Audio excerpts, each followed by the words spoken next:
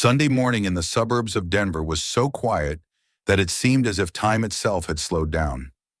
Jason Lawler sat on the wooden porch of his house with a cup of hot coffee in his hands. His partner dog, a German shepherd named Axel, lay motionless at his feet, watching every movement of the birds circling in the sky. This moment of peace was a rarity for Jason, a policeman accustomed to chaos and danger. But here at home, he was just a husband and father. "Dad, look!" Ethan's voice came from the backyard. Jason turned around and saw his 12-year-old son trying to keep a soccer ball on his head, clearly inspired by some video from the internet. Rachel, his wife, laughed from the kitchen, looking at her son through the open window. Her laughter, melodic and light, always made Jason smile. For him, this was the perfect day, that rare moment when everything truly important was in its place. But as often happens in life, the idyll was fleeting. When Rachel and Ethan went to the supermarket for groceries, Jason stayed home to finish repairing the veranda. Axel lazily watched as his master worked with the wooden boards, his tail occasionally twitching from drowsiness. The ringing of the mobile phone interrupted their peace. Jason picked up the phone, expecting to hear Rachel's voice, but instead a stranger's tense voice answered him. "Is this Officer Lawler?" The man on the other end of the line asked. "Your wife and son have just been taken to the hospital.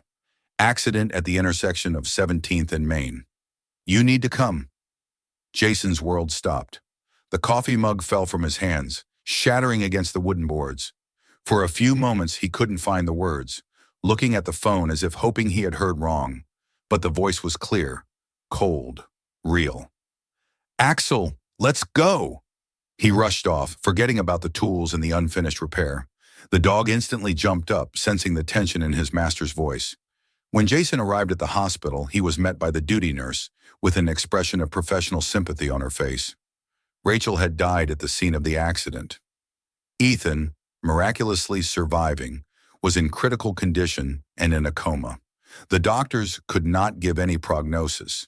The only thing they could say was, "Now it all depends on him." Jason looked at his son through the glass of the intensive care unit. His boy, who had been laughing and playing with a soccer ball just an hour ago, now lay motionless, hooked up to machines that barely kept his life going.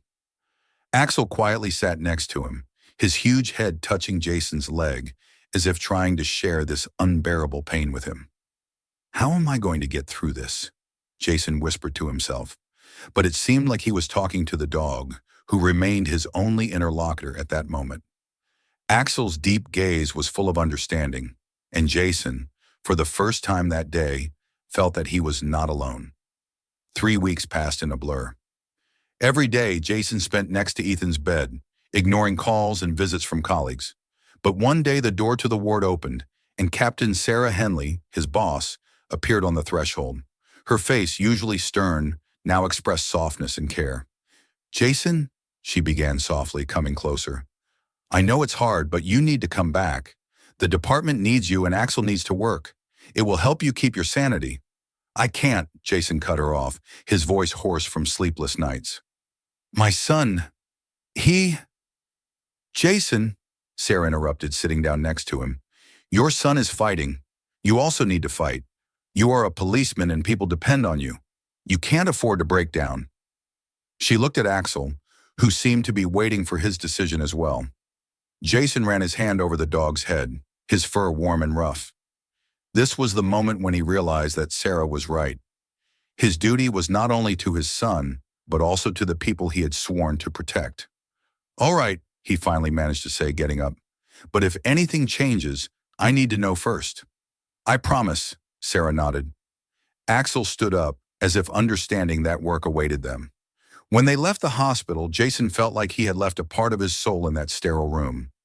But he knew that ahead of him was something bigger, a duty that he had to fulfill, despite the pain. The light of the morning sun filtering through the blinds could hardly brighten the atmosphere of depression that enveloped the Lawler house. Jason stood in the hallway, pulling on his uniform, which now felt like a reminder of a past life. He saw in the mirror not a policeman, but a tormented father whose son was fighting for his life. Axel, sitting by the door, watched his master's every move. The dog seemed to understand that something would change today. Jason was going back to duty for the first time in 3 weeks. Captain Sarah Henley insisted that he make this decision, reminding him that work would help cope with the pain. But leaving Ethan in the hospital, even under the care of the best doctors, was like tearing his heart out. He took one last look at the family photo by the front door. Rachel was smiling, Ethan was showing his fingers in a victory sign, and Axel looked like he was about to run off to play. "Let's go, buddy," Jason said softly, nodding to his faithful partner. Axel stood up, ready to follow him at any moment. The drive to the station was tense. The radio was silent except for the occasional messages from dispatchers relaying routine calls. Jason deliberately did not turn on the music, preferring the silence. It reflected his inner state. Axel sat in the back seat, occasionally making a soft whine, as if trying to support his master. The K9 training center, located behind the police station, was their first stop upon return. Jason knew that he and Axel needed to restore their routine, return to basics to find harmony in their work again. When they entered, the familiar smell of fresh hay and metal partitions greeted them like an old friend. Officer Mike Sheen, the new K9 trainer, was already conducting a session with a young Belgian Malinois. "Jason, good to see you," Mike exclaimed, raising his hand in greeting. "Axel looks as magnificent as ever. Ready for training?" "As soon as we're ready," Jason replied briefly, checking the equipment. Belts, leash, protective vest, everything had to be perfect. The training began with basic commands. Axel, despite the long absence, performed them flawlessly. "Sit, lie down, fetch." Each word from Jason met with an instant response. But behind this perfection lay something more. The dog moved faster. His eyes shone brighter than before. Jason understood. Axel felt the tension, knew that something irreversible had happened in their lives. The session was interrupted by a sudden call on the radio. The dispatcher's voice sounded tense. "All units, attention. Armed suspect in the shopping center on the south side. Reports of victims. The suspect is heading towards the food court. All available units, respond." Jason's heart tightened. The shopping center was the place where he, Rachel, and Ethan spent so much time. His thoughts crossed the line of memories, but cold professionalism took over. "K91 responding. We'll be there in 5 minutes," he said into the radio, heading for the car. Axel instantly jumped into his seat in the back, ready for work. On the way, Jason tried to keep his thoughts in check. He knew that at such moments any mistake could cost lives, but the memories of Rachel and Ethan, of how they walked through those corridors, were too strong. The only anchor to reality was Axel. The dog looked at him through the rearview mirror as if reminding him, "I'm here. We'll do this together." When they arrived, the scene was chaotic. People were running out of the building, some screaming, others crying. Lieutenant Henley was already organizing the perimeter, giving orders to officers. Seeing Jason, she nodded to him, beckoning him over. "The suspect is Michael Turner, a former military man. Already 3 confirmed victims. He's in the service corridors behind the food court. SWAT is holding the exits, but we need you and Axel to go in first. You're our best." Jason nodded, feeling the weight of responsibility. Checking his vest and weapon, he knelt next to Axel. "Ready, boy?" he asked softly. Axel, as if understanding the importance of the moment, licked his nose and stood up, full of determination. Jason sighed, feeling a surge of adrenaline. This was the moment they had trained for years, the moment they were a team for. The service corridors of the shopping center were dark and quiet, like tunnels leading into the unknown. Each of Jason's steps echoed, increasing the tension. Axel moved ahead, his nose constantly working, picking up the slightest traces of sense. The dog looked focused, more so than ever before, his ears twitching at every sound. Jason held his weapon at the ready, slowly advancing. The radio in his pocket crackled, reporting the actions of other units, but for him that sound was just background noise. All his attention was focused on the task, to find Michael Turner, the armed man who had already taken several lives. Suddenly Axel stopped. His body tensed, his tail froze, and his ears turned forward. Jason froze, listening intently. In the distance he heard a faint sound, a barely perceptible rustle, It was not just noise. It was life hiding in the darkness. "Something's there," he whispered into the microphone, reporting his position to the tactical team. Then he took a deep breath, allowing himself a brief moment of concentration. He raised his hand, signaling to Axel. The dog began to move forward gently, his paws almost silently touching the floor. Behind a corner, behind a row of storage boxes, Jason noticed a faint movement, the shadow of a person. Michael Turner. "Michael, this is the police," Jason said loudly, trying to give his voice as much confidence as possible. "Drop your weapon and come out with your hands up. We can resolve this without victims." The response was a burst of gunfire. Bullets hit the walls and metal boxes, forcing Jason to instantly take cover behind the nearest obstacle. Axel, as trained, remained motionless, waiting for the next command. Jason's heart was pounding so loudly that it seemed it could be heard from the other end of the corridor. "I won't go back," Michael shouted from behind the cover. "You don't understand. I have nothing left." His voice was full of despair. Jason recognized in it the same pain that had not let him sleep for the past 3 weeks. He took a deep breath and dared to respond. "Michael, I understand more than you think. I also lost my family. My wife is dead, and my son is now fighting for his life in the hospital. But this is not the end. You can choose a different path." Seconds stretched like eternity. In response, silence. Jason could feel Michael thinking over his words, balancing on the edge of surrendering or continuing to fight. "You're lying," Michael finally replied, his voice trembling. "The police always lie." "I have proof," Jason said firmly. He slowly reached into his pocket where he kept a photo of Ethan on the hospital bed. "I'm going to show you a photo. Just a photo. No tricks. I'm putting it on the floor."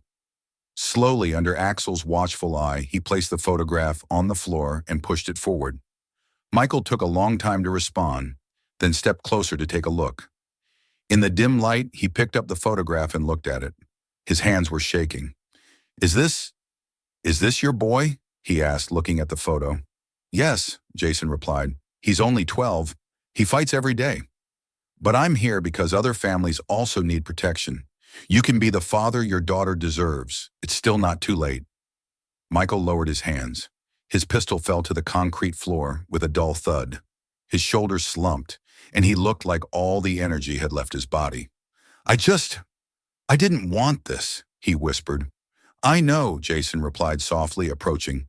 He gave a signal to Axel, and the dog slowly took a position next to Michael, ready to act if necessary.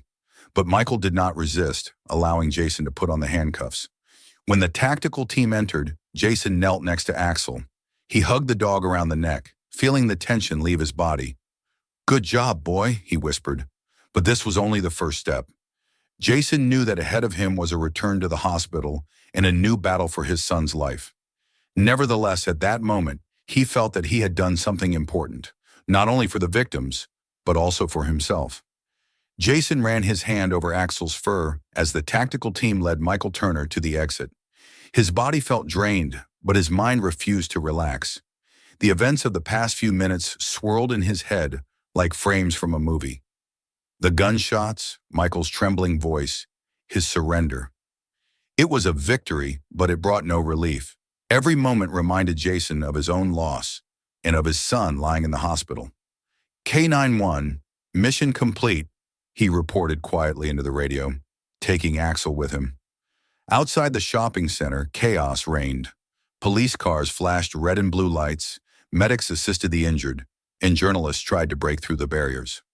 Jason tried to avoid their gazes, leading Axel back to the car. He knew that soon he would have to give a report, fill out endless paperwork, but now he only wanted one thing: to return to the hospital. The drive to the hospital was silent. Axel sat in the back seat, his ears twitching at every sound, but he remained calm. Jason glanced in the rearview mirror and met the dog's eyes. In them was something more than just fatigue. It was a silent question. "Are you okay?"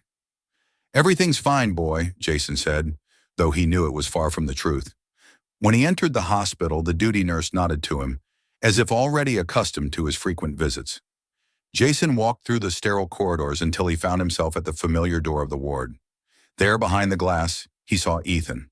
The boy still lay motionless, surrounded by machines that made rhythmic sounds, filling the room. But today there was something different, something intangible. Dr. Kelly Reynolds, Ethan's attending physician, stood by the bed, reviewing data on the monitor. He turned around, hearing Jason's steps. "You're just in time," he said, his voice reassuring. "We've noticed some changes. It looks like Ethan has started responding to stimuli."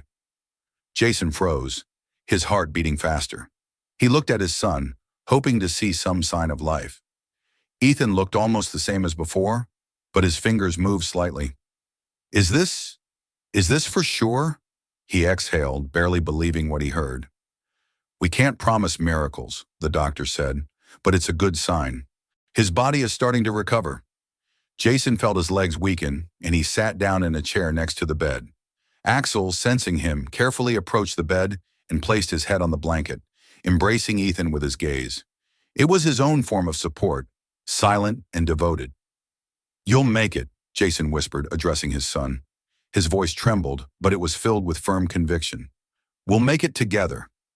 Suddenly, the silence was broken by an unexpected sound, a faint, barely audible breath that became deeper than the previous ones.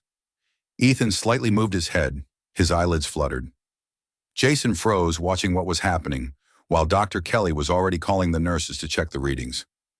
"Dad?" A weak whisper sounded in the room. It was barely perceptible, but Jason heard it. His heart tightened with joy and pain at the same time. "I'm here, son," he said, taking Ethan's hand. "I'm here." The doctor and nurses began to check the equipment, but Jason no longer heard anything. For him, only this moment existed. His son, his boy, was finally returning to life. Axel, as if feeling his master's relief, wagged his tail and gently nudged Ethan's hand with his nose. The whole world disappeared. At that moment, Jason knew that all their suffering, the whole path they had traveled, had meaning. He felt tears streaming down his face, but he did not try to hold them back. These were tears of hope. "We'll make it," he repeated, looking at Ethan, at Axel, and for the first time in a long time, believing that it was true. The light of the morning sun filtered through the half-closed blinds, coloring the room with soft golden hues. Jason sat in the familiar chair by Ethan's bed, his hand lightly touching his son's hand. Ethan was sleeping, but now it was a natural sleep, free from the heavy silence of the coma. His chest rose and fell with a steady rhythm, each breath seeming like a small miracle. Axel lay by the bed, his head resting on his paws. He intently watched the boy's every movement, as if ready to intervene immediately if something went wrong. This constant guardian was a symbol of strength and devotion for Jason, a reminder that even in the darkest moments, there is always someone to support you. The door to the ward opened slightly, and Dr. Kelly Reynolds entered the room. There was a slight smile on his face, which he rarely allowed himself to show. "Good morning," he said softly. "How's our patient?" "Better than ever," Jason replied, his voice filled with relief. "He's sleeping soundly, for the first time in weeks." The doctor nodded, approaching the monitors. He checked the readings, noting the stability of the pulse and breathing. "This is amazing," he said. "After everything he's been through, his recovery is something incredible. And I think Axel played a significant role in this." Jason looked down at his faithful partner. The dog turned his head and looked at him, as if understanding that the conversation was about him. Jason leaned down and stroked Axel's fur. "You've always been our hero, buddy," he said. A soft moan sounded, and Jason quickly looked up. Ethan began to stir, his eyelids fluttering before slowly opening. For a moment he looked disoriented, his gaze wandering around the room until it settled on Jason. "Dad?" he said in a weak voice. Jason felt his chest tighten with joy. He leaned closer to see his son better. "I'm here, Ethan. I'm always here," he replied, trying to hold back tears. Ethan slowly smiled, his lips barely trembling. "Axel?" He turned his head to see the dog. Axel immediately stood up, gently placing his head on the edge of the bed. Ethan reached out to touch him, and his smile grew wider. "You're here too." Dr. Reynolds watched this scene with professional satisfaction. He made a few notes on his tablet before addressing Jason. "He's on the mend," he said, "but there's still a long way to go. Rehabilitation, therapy, it will take time. We have time, Jason said firmly. He looked at his son and then at Axel, and his voice was filled with confidence. We'll make it, together. The day went on, and the news of Ethan's awakening quickly spread. Jason's colleagues, friends of the family, and even strangers who had followed his story began to send words of support. Lieutenant Sarah Henley came later in the evening to personally congratulate him. You did the impossible, she said, shaking his hand, but I think Axel deserves a separate reward. I'll think about giving him a medal, she joked, looking at the dog, who clearly understood that the conversation was about him. Later that night, when the hospital fell silent, Jason sat by the window of the ward, looking at the lights of the city. He thought about how close he had been to losing everything. But now, thanks to Ethan, Axel, and the support of those around him, he felt hope. This was more than just Ethan's recovery. It was a reminder that life, despite its fragility, always finds a way to continue. We did it, he whispered, looking at the sleeping Ethan. We did it together.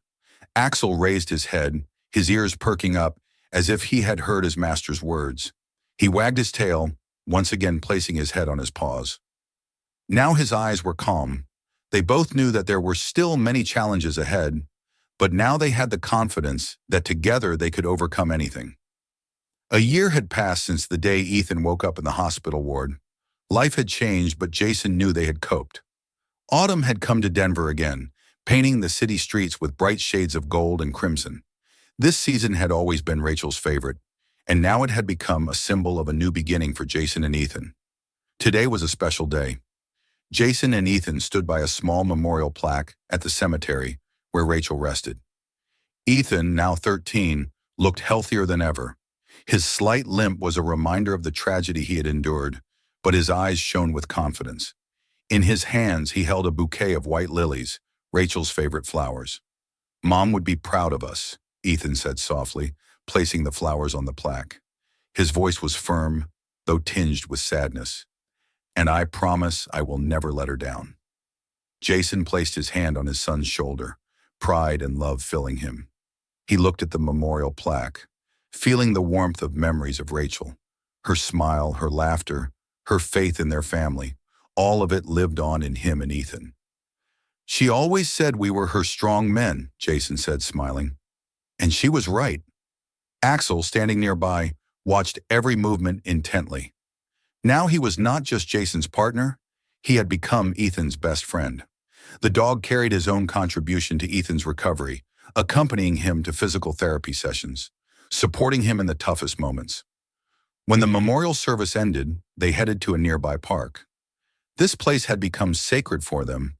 It was here that Ethan took his first steps after rehabilitation, and Axel was always by his side, as if cheering him on. I think Mom was right, Ethan suddenly said, glancing at Axel. Guardian angels do exist, and ours is Axel. Jason laughed, his heart filled with warmth. I think she knew what she was talking about, he replied. Axel became our salvation. But you know, Ethan, you did too. Your strength helped me keep going. I'm not sure I could have coped without you. Ethan smiled and blushed but said nothing. Instead, he took a ball and threw it. Axel instantly rushed after the toy with incredible energy for his age. His fur was now a bit grayer, but his spirit remained young and vibrant. Meanwhile, life at the police station continued. Jason returned to work, but now his role had changed. He became an instructor in the K-9 training program, passing on his experience to new generations. He felt that this was his way not only to serve, but also to give back for what Axel had done for him and his family. Ethan, inspired by his experience, began attending dog training classes. His dream, to one day become a K-9 trainer, had become his goal, giving him purpose. Every evening he worked with Axel, studying commands, practicing new techniques. His persistence and determination amazed everyone around him. Later that evening, they returned home. Jason and Ethan sat on the porch, watching the sun slowly set behind the horizon, painting the sky in soft orange and pink hues. Axel lay at their feet, content after a busy day. Have you ever thought about why we were able to get through all this? Ethan asked, looking at his father. Jason paused before answering. I think it's because we never gave up, he said, because we were together, and because love never goes away. It changes, becomes a part of us, and helps us move forward. Ethan nodded, his gaze focused on the horizon. I'm glad we have Axel, and I'm glad we have each other. Jason smiled, feeling warmth spread through his chest. This was not the end of their journey, but it was a new stage. A stage full of hope, love, and gratitude for the second chance life had given them. A police car siren sounded somewhere in the distance, reminding them that the world was full of complexities and dangers. But right now on this porch, they were just a family, a father, a son, and their faithful guardian angel on four paws. Together, they knew they could overcome anything the future held.